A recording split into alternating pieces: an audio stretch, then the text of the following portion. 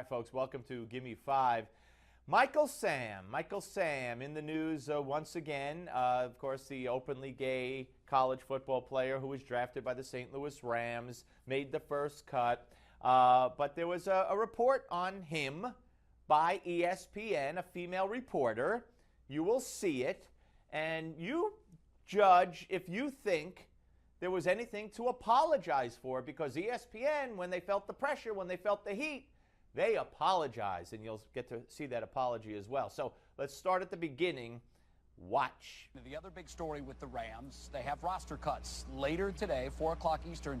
They have to get that roster down to 75, and there's been some interest as to whether or not Michael Sam has played well enough to make that top 75 and then eventually the final 53. How is he fitting in with his Rams teammates so far? Well, Jay, defensive tackle Kendall Langford said that Michael Sam is simply just one of the guys, and he seems to be taking a rookie approach in terms of just listening and learning at his own pace. He said that you can tell he's just trying to feel his way through and perhaps see what guys he can relate to. All right. The question was to this female reporter, how is he fitting in? Now, what does that mean?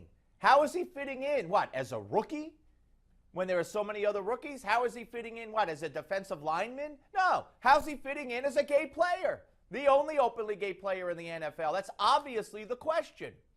And there's nothing wrong with that question. Michael Sam wanted to be known as the gay player, even though he said he didn't. Michael Sam was going to bring a film crew for an Oprah TV show with them to training camp, but they said, you can't do that. So please, legitimate question in my view, legitimate answer. Here's more.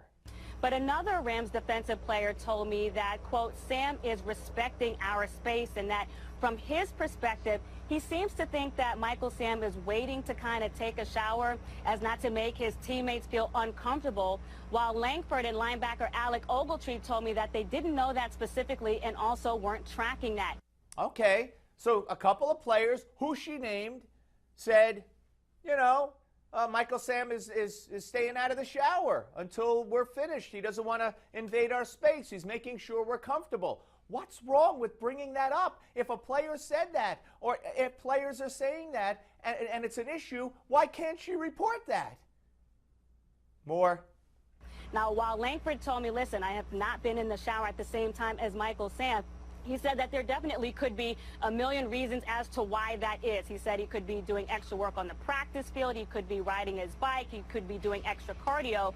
But overall, Langford said he seems to be adjusting to the life in the NFL and the speed of the game, adding this quote, if he doesn't make our team, I'm pretty sure somebody will definitely pick him up on another team. He has shown some flashes. And all right, of course, flashes in a football sense. But what's wrong? In a normal world, what's wrong with what she said? Of course it's a concern. Of course it's a curiosity. Of course there are going to be some players who feel uncomfortable. Is he purposely staying out of the shower until the other guys are finished?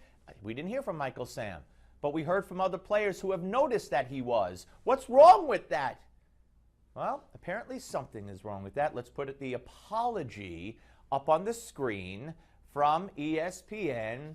ESPN regrets the manner in which we presented our report. Clearly, yesterday we collectively failed to meet the standards we have set in reporting on LGBT-related topics in sports. Really?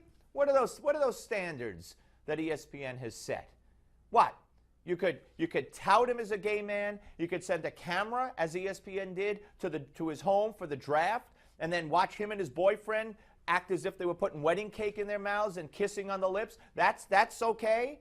But then reporting on the reality of the everyday situation, which she quoted players who brought this topic up, the showering, can't do that.